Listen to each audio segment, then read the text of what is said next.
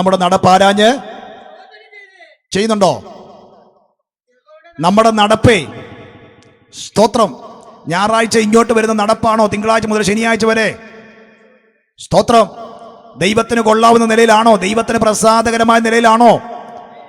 രക്ഷിക്കപ്പെട്ട് സ്നാനപ്പെട്ട് ദൈവകൃപയെ ജീവിക്കുന്ന ദൈവമക്കളെ, നേരത്തെ പറഞ്ഞതുപോലെ പാമ്പിനെ കാണുമ്പോൾ തല കാണിക്കുകയും മീനെ കാണുമ്പോൾ വാല് കാണിക്കുകയും ചെയ്യുന്ന ആ ഒരു വർഗത്തിൽപ്പെട്ട ആത്മീയതയാണോ?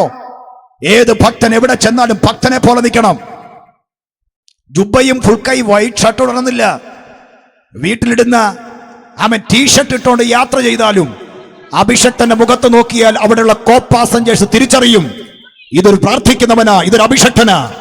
നെറ്റിക്ക് എഴുതിയൊന്നും വെക്കണ്ട, മുഖഭാവം കാണുമ്പോൾ അറിയാം ഈ നിലകളിൽ നമ്മൾ അനുഗ്രഹിക്കപ്പെടണോ.